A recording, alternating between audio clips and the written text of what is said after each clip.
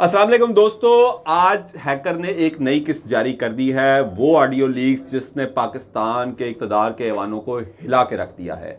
हमारी पीडीएम की हुकूमत, हमारे प्राइम मिनिस्टर शहबाज शरीफ ये इल्ज़ाम आयद कर रहे हैं कि ये ऑडियो लीक कोई और नहीं कर रहा, ये पीटीआई कर रही है, ये इमरान खान कर रहा है, ये इमरान खान का कोई आलाकार है जिसने ये सारी ऑडियो उन तक पहुंचाई। लेकिन आज की वीडियो में मैं आपको बताऊंगा कि ये कौन है जिसने ये सब कुछ किया और ये किस तरह हुआ।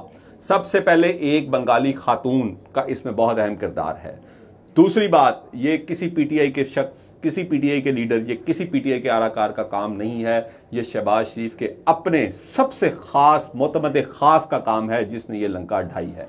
अब मैं आता हूं आपके ज़हन में पैदा होने वाले सवालात की तरफ। आप सोच रहे होंगे बंगाली खातून कौन? जी बिल्कुल, एक सॉफ्टवेयर हमने खरीदा है ओपन मार्केट से, जो इसराइली सॉफ्टवेयर है, पेगासस इसका नाम है। इसकी क्वालिटीज़ क्या हैं? अगर ये आप इसको डाउनलोड कर लेते हैं अपने मोबाइल में तो बगैर ये हैक किए आपके मोबाइल के कैमरे तक भी एक्सेस कर लेता है, आपके माइक्रोफोन को भी यूज़ करता है और तमाम इंफॉर्मेशन कलेक्ट कर सकता है। अब हम बात करते हैं कि इसमें बंगाली खातून का किरदार कैसे है।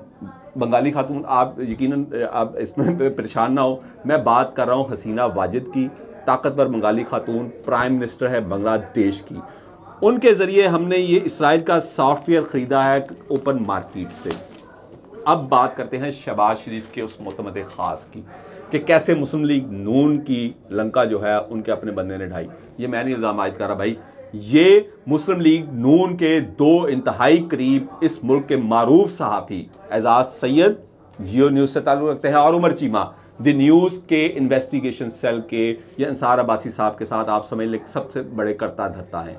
इन्होंने अपने यूट्यूब चैनल में ये इंकशाफ किया है कि ये इतलात आ रही हैं मुस्लिम लीग नून के आला तरीन जो लेयर है, जो जिनमें राना सनाउल्लाह भी शामिल है, वज़ीर आज़म शहबाज शरीफ भी शामिल है, दीगर लोग भी शामिल है, कि Tauqeer Shah, principal secretary to prime minister Tauqeer Shah, जी वो ये वही तौकीर शाह हैं जिनको मॉडल टाउन जो सानहा हुआ था जिसमें पाकिस्तान अवामी तहरीक के 14 लोग शहीद हुए थे, उसके फौरी बाद इनको बचाने के लिए और ख़ुद को भी बचाने के लिए शहबाज शरीफ ने इनको बैरून मुल्क भिजवा दिया था कि खुदा ना खास्ता अगर हुकूमत गई तो ये सुल्तानी गवाना बन जाए। और जैसे ही शहबाज शरीफ प्राइम मिनिस्टर ऑफ पाकिस्तान बनते हैं इनकी फिर एंट्री हो जाती है और ये principal secretary to chief minister नहीं, principal secretary to prime minister के तौर पर एंटर होते हैं। अब इन दोनों सहाफ़ियों ने अपने यूट्यूब चैनल में ये इंकशाफ किया है कि शुबा ज़ाहिर किया जा रहा है कि तौकीर शाह का फ़ोन जो है उसको हैक किया गया है। अब मैं आपको बताता हूँ कि जो हमारे प्राइम मिनिस्टर हाउस की सिक्योरिटी के बारे में सवालात, जिस पे कल प्राइम मिनिस्टर साहब ने भी बड़ी तकरीर की, बड़ा भाषण दिया कि कौन सा मुल्क का वज़ीर आज़म, कौन सा मुल्क का सरबराह हमसे बात करेगा अगर हमारे प्राइम मिनिस्टर हाउस की सिक्योरिटी जो है वो इस तरह लीक होगी। सबसे पहले मैं आपको बता दूं कि भुट्टो के दौर तक प्राइम मिनिस्टर हाउस की सिक्योरिटी 111 ब्रिगेड बाहर नहीं होता था। अभी समझ लें सिक्योरिटी क्या है। सबसे पहले 111 ब्रिगेड, उसके बाद पुलिस, उसके बाद आईबी और सबसे आखिर में आईएसआई। भुट्टो के बाद यहाँ पे 111 ब्रिगेड को ऐड किया गया, उसके बाद पुलिस वैसे ही रही, आईबी वैसे ही रही। कागजात में आईबी का रोल है, आईबी के हवाले है सब कुछ। मुशर्रफ के दौर में जब खुदकुश हमले शुरू हुए और मुशर्रफ की जान के हवाले से थ्रेट जारी हुए, उस वक्त आईएसआई को ऐड किया गया इसमें कि ये सिक्योरिटी आईएसआई भी इसमें शामिल होगी। अब हम बात करते हैं कि ये जो हैकर ने नई किस्त जारी की है उसमें उसने वाज़ह कर दिया है कि कुछ भी बग नहीं किया गया। ये पेगासस जो सॉफ्टवेयर है ये उसका काम है और मुस्लिम लीग नून के अपने सबसे टॉप के जराए और उनके सबसे करीबी टॉप के साफ़ी ये दावा कर रहे हैं कि तौकीर शाह ने ये सब कुछ किया है।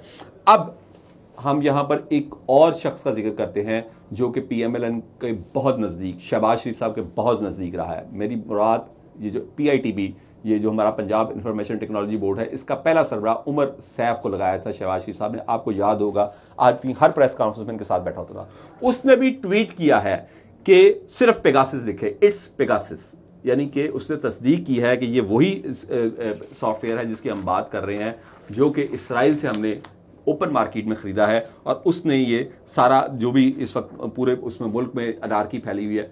अब बात करते हैं, कल रात में नजम सेठी साहब का प्रोग्राम देख रहा था और कल रात इत्तफाक से कोई खातून एंकर उनके साथ नहीं थी, उसकी तबीयत ख़राब थी, एक मर्द एंकर उनके साथ थे और उसमें उन्होंने बताया और एक बड़ा माशाल्लाह कमाल उन्होंने पूरा सीन बताया कि ये एक हैकर है जो उसने सारा डाटा चोरी किया और वो उसको इमरान खान के पास लेके गया। और इमरान, आपको पता है सेठी साहब बात बड़ी कमाल करते हैं, बड़ी और ऐसे स्टोरी बयान करते हैं, यकीन करें वो मौला जट की स्टोरी को बिल्कुल रोमांटिक अंदाज में बयान कर सकते हैं, ये उनको कमाल हासिल है। उन्होंने ये स्टोरी बताई और बताया कि इमरान खान इसकी एक एक किस्त करके जारी कर रहे हैं और साथ ही उन्होंने ये भी बताया कि अब पीएमएलएन क्या करेगी जी, वो जाएगी एस्टेब्लिशमेंट के पास, क्योंकि चीज़ें तो वहीं से हैक होती हैं जिस तरह उनका एक स्टाइल है, और उनसे कहेंगे कि जनाब साड़ियाँ तो हैक हो गई ने हुण उन्हों दी भी सामने हो भी कुछ हैक कर कुछ उन्होंने भी जारी करिए।